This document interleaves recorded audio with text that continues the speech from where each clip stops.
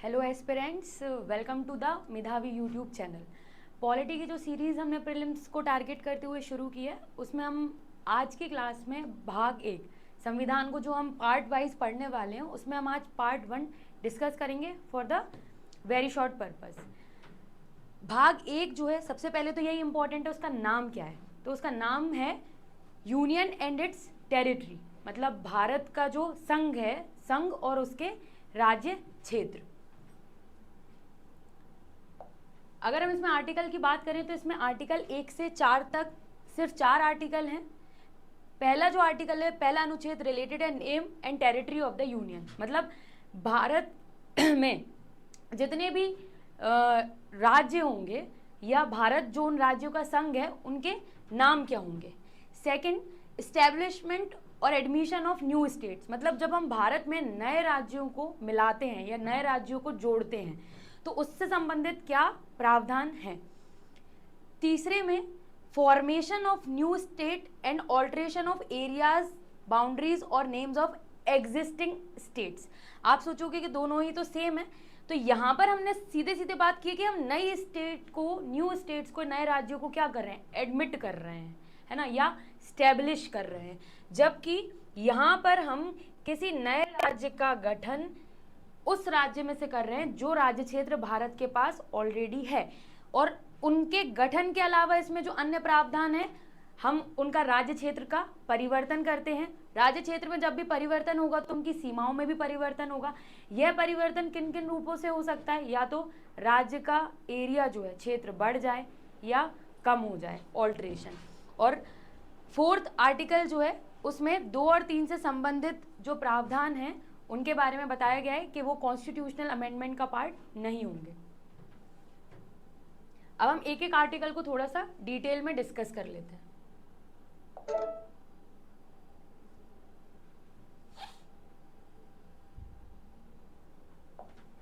जो संविधान का आर्टिकल 1 है, अनुच्छेद 1, अनुच्छेद 1 क्या प्रावधान करता है। पहला, ये हमें हमारे संघ का नाम बताता है, नेम, ठीक है। तो भारत का जो नाम है वो क्या है, इंडिया भी है और भारत भी है ना। इससे रिलेटेड आप करंट अफेयर्स का एक मुद्दा भी पढ़ेंगे जिसमें अब हम भारत नाम को ही एक्सेप्ट करने वाले हैं, है ना। आपने बहुत सारे मीम्स देखे होंगे कि स्टेट बैंक ऑफ इंडिया अब कहलाएगा स्टेट बैंक ऑफ भारत, ठीक है। तो संविधान का हमारा जो अनुच्छेद 1 है वो 2 नाम का प्रावधान करता है, इंडिया दैट इज भारत, क्योंकि संविधान सभा जो है वो इसी निष्कर्ष पे पहुंची थी कि इंडिया हमारा, क्योंकि प्राचीनतम नाम अभी चला आ रहा है, वर्ल्ड में काफ़ी लोगों को नोन है, जितनी भी हमारी वेस्टर्न या यूरोपियन कंट्रीज़ हैं उनके लिए। बाकी भारत तो हम हिंदी भाषा में जानते हैं। दूसरा, ये बताता है भारत का नेचर या स्वरूप, जो भारत का स्वरूप है राजनैतिक तौर पर, वो कैसा है, राज्यों का संघ, यूनियन ऑफ स्टेट्स। 2 कॉन्सेप्ट होते हैं, जैसे यूनाइटेड स्टेट्स ऑफ अमेरिका जो है वो फेडरल है, उसमें कई सारी छोटी छोटी स्टेट्स जो हैं उन्होंने मिलकर एक एग्रीमेंट साइन कर कर अपने आप को एक यूनियन बनाया है। यहाँ पर राज्यों से देश बना है, यूएसए। जबकि भारत का जो कॉन्सेप्ट है उसके आधार पर हमारा एक संघ है,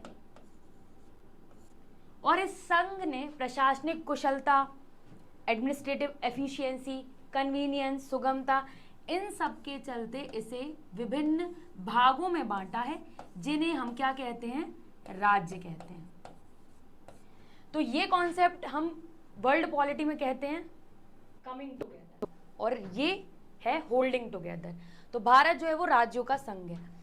इसके अलावा भारत के जो राज्य क्षेत्र हैं या जो टेरिटरीज हैं वो 3 नामों से या 3 तरीकों से विभाजित की गई हैं। पहली, जिन्हें हम राज्य कहते हैं यानी स्टेट्स कहते हैं। दूसरी, जिन्हें हम केंद्र शासित प्रदेश कहते हैं, जिन पर केंद्रों का सीधे तौर पर नियंत्रण होता है या राष्ट्रपति इनको सीधे तौर पर नियंत्रित करते हैं, जबकि राज्यों में हम जानते हैं अपना उनका विधानमंडल होता है। भाग 6 और भाग 7 आप मेरी पहली वीडियो देखेंगे, उनमें मैंने जिनमें पार्ट्स को रिवाइज करवाया है। For short I will come up with the short tricks also उस वीडियो के लिए, ठीक है। फिर तीसरा जो है territories that the Indian government में acquire from time to time, ऐसे क्षेत्र जिन्हें भारत जो है वो समय समय पर एक्वायर करेगा या अधिकृत करेगा, जिसमें कि हमने बहुत सारी टेरिटरीज अलग अलग समय पर एक्वायर की हैं, है ना, फ्रांस से, पुर्तगाल से। तो ये आपका होमवर्क है कि आप ये रिवाइज करेंगे कि हमने कौन सी टेरिटरीज फ्रांस से, कौन सी पुर्तगाल से ली हैं, ठीक है। ये बात हो गई हमारे पहले आर्टिकल में कि नाम, प्रकृति या उनका स्वरूप और क्षेत्र के प्रकार या क्षेत्र को किन वर्गों में हमने बांटा है। इस तरीके से आप देखोगे ये वर्तमान में भारत की स्टेट और यूनियन टेरिटरी हैं। वर्तमान में हमारे पास 28 राज्य और 8 यूनियन टेरिटरी हैं।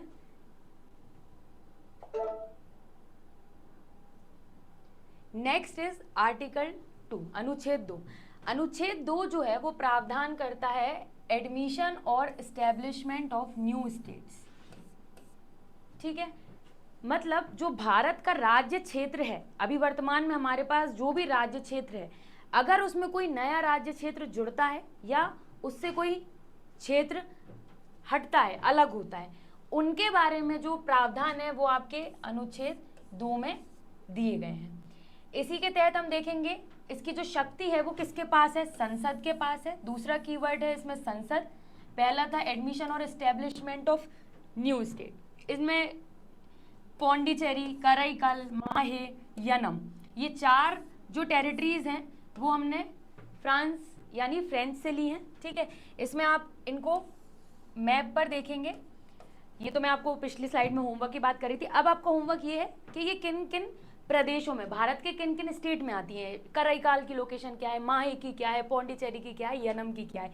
ये ऐसी यूनियन टेरिटरी है हमारी जो 3 अलग अलग राज्यों में डिस्ट्रीब्यूटेड है, लोकेटेड है, स्थित है, ठीक है।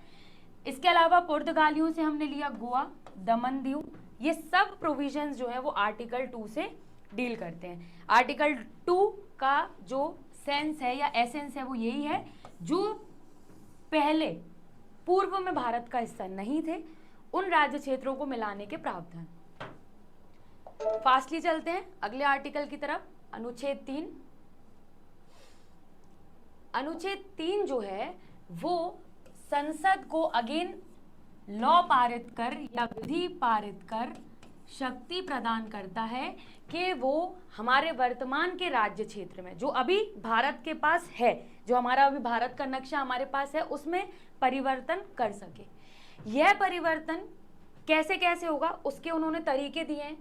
एक न्यू स्टेट बनाए, ऑलरेडी एग्जिस्टिंग स्टेट को तोड़कर, सेपरेट कर जैसे आंध्र प्रदेश से तेलंगाना का बनना, मध्य प्रदेश से 1 नवंबर 2000 को छत्तीसगढ़ का बनना, या अभी हम सबसे रीसेंट देखें तो जम्मू कश्मीर एक पूरे राज्य में से जम्मू कश्मीर और लद्दाख का 2 अलग अलग क्षेत्रों में बंटना। इससे क्या होगा, किसी भी राज्य की साइज जो है वो बढ़ेगी या कम होगी, या राज्यों के बीच की बॉर्डर चेंज होगी, या फिर नामकरण, ठीक है। नामकरण की राजनीति बड़ा लेटेस्ट टॉपिक है। बहुत सारे ऐसे राज्य हैं हमारे जिनका नाम जो है वो परिवर्तित किया है, जैसे उत्तराखंड। उत्तराखंड का जो पुराना नाम है वो उत्तरांचल था। यूनाइटेड प्रोविंस का जो नया नाम हम जानते हैं अब है उत्तर प्रदेश। ये सभी शक्तियां जो हैं वो किसको प्रदान की गई हैं, संसद को। इसके अलावा अन्य प्रावधान में हम देखेंगे कि ऐसा कोई भी bill, provided that no bill for this purpose shall be introduced in either house of the parliament except on president's recommendation. ये इसका इंपॉर्टेंट पॉइंट है। किसी भी ऐसे परिवर्तन के लिए जो इन या इस आर्टिकल के प्रावधानों के तहत हमें राज्य क्षेत्र में करना है, उसका जो विधेयक है वो राष्ट्रपति की पूर्व अनुशंसा या प्रायर रिकमेंडेशन पर ही आता है। लास्ट में जब हम सारे आर्टिकल्स डिस्कस कर लेंगे तो हम इसकी एक समरी बनाएंगे कि ऐसे कौन से आर्टिकल्स हैं जिन्हें राष्ट्रपति की पूर्व अनुशंसा जरूरी है। ऐसा आपको एक क्वेश्चन भी आ सकता है कि निम्नलिखित में से किन बिल पर राष्ट्रपति की पूर्व अनुशंसा आवश्यक होती है। तो पहला आप याद रखेंगे आर्टिकल 3 के तहत लाई जाने वाली राज्य क्षेत्रों में परिवर्तन से संबंधित विधि। इस टाइप से फिर आपको पूरी एक क्रोनोलॉजी याद करनी है कि भारत जब 1950 को एक गणतंत्र के रूप में स्थापित हुआ, उस समय से वर्तमान तक के भारत को कैसे हमने पुनर्गठित किया है। जो हम राज्यों का पुनर्गठन पढ़ते हैं, है ना, धर कमीशन, जेवीपी कमेटी, फजल अली कमीशन, उसके द्वारा वर्तमान तक का दादर नागर हवेली और दमन दीव का एक ही केंद्र शासित प्रदेश में परिवर्तन होना, ठीक है, या गठित होना, ये सारा जो है हम नेक्स्ट वीडियो में बाय मैप ऐसे क्रोनोलॉजिकली पढ़ेंगे। अगला चलते हैं आर्टिकल 4, बड़ा छोटा सा है, आप ये जो फोटो है हमारा वो याद रख सकते हैं जिससे आप भूलेंगे नहीं। कॉन्स्टिट्यूशनल अमेंडमेंट बिल का निषेध। तो किस बेसिस पे उन्होंने बोला कि भाई आर्टिकल 4 ये बताता है कि आर्टिकल 2 यानी नए राज्य क्षेत्र जोड़ेंगे। जब हम भारत के ऑलरेडी एग्जिस्टिंग टेरिटरीज में कोई नई स्टेट स्टैब्लिश करेंगे, एडमिट करेंगे, तब आर्टिकल 2 और आर्टिकल 3 के द्वारा किए गए अमेंडमेंट किसको अमेंड करेंगे, फर्स्ट और फोर्थ शेड्यूल में अमेंड करेंगे, ठीक है। तो ये आपको पता होना चाहिए कि फर्स्ट शेड्यूल में क्या है। फर्स्ट शेड्यूल में नेम है, name of union and it's territory. हमारे जो भी 28 राज्य हैं या केंद्र शासित प्रदेश हैं उनके नाम क्या हैं और उनमें क्या क्या राज्य क्षेत्र है, इसकी जानकारी अगर आपको पढ़नी है तो आप हमारी पहली अनुसूची में जाएंगे। और चौथी अनुसूची में है राज्यसभा में सीटों का आवंटन, मतलब राज्यसभा में राज्यों को किस प्रकार से प्रतिनिधित्व दिया गया है, ठीक है। तो जैसे ही आप राज्य की बाउंड्रीज में परिवर्तन करेंगे, क्योंकि राज्यसभा एक परमानेंट सदन है, लोकसभा तो 5 साल बाद जो है वो विघटित होता है, उसकी परिसीमन होती है, फिर से निर्वाचक क्षेत्र निर्धारित होते हैं डिलिमिटेशन कमीशन द्वारा, तो वो तो चेंज होता रहता है जनगणना या सेंसस के बाद। लेकिन राज्यसभा एक परमानेंट हाउस है, तो उस परमानेंट हाउस में भी आपको कब परिवर्तन करने पड़ेंगे, जब आप आर्टिकल 2 या 3 के तहत राज्य क्षेत्र में कोई परिवर्तन करते हैं। इससे संबंधित क्वेश्चन एक बार आया था जब आंध्र प्रदेश से तेलंगाना बनाया गया, तो उन्होंने यही दिया था कि राज्यसभा की सीटों को उनके राज्यों से मिलाइए। उसमें आंध्र प्रदेश की सीटों का जो मिलान था वो गलत था, क्योंकि तेलंगाना जैसे ही बना तो राज्यसभा की सीटों का आवंटन बदला। पहला शेड्यूल तो बदला ही, क्यों, पहली अनुसूची, क्योंकि आंध्र प्रदेश का एरिया बदल गया। इसके अलावा भारत को अपना एक 28वां नया राज्य मिल गया। लेकिन इसी के साथ चौथे शेड्यूल में राज्यसभा की सीटों जो हैं या सीटों का जो आवंटन है, क्रमांक है, वो भी बदल गया। कुछ सीटें आंध्र प्रदेश की तेलंगाना के पास, एक नए राज्य के पास चली गई। लेकिन इसी में उन्होंने ये बताया है कि ऐसा कोई भी बिल या ऐसा कोई भी लॉ संसद से जो पारित होता है वो अनुच्छेद 368 यानी संविधान संशोधन अधिनियम या बिल के तहत नहीं किया जाएगा।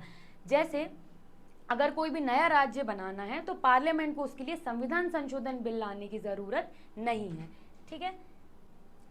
इससे रिलेटेड जो काफ़ी सारे सुप्रीम कोर्ट के डिसीजन हैं, जैसे री बेरुबारी यूनियन केस, री बेरुबारी यूनियन या ये एक विवाद था जो इंडिया ने पाकिस्तान के साथ नेहरू नून एग्रीमेंट साइन किया था, उसके बाद जन्मा था, है ना। जलपाईगुड़ी कॉरिडोर, ये सब छोटे छोटे डिस्प्यूट्स हैं। ये हम नेक्स्ट वीडियो में जब हम राज्यों का पुनर्गठन पढ़ेंगे 1947, 48 से लेके या आज़ादी के बाद से धर कमीशन से लेके वर्तमान की दादर नागर हवेली दमन दीव के पुनर्गठन तक, उसमें हम ये छोटे छोटे डिस्प्यूट्स भी डिस्कस करेंगे।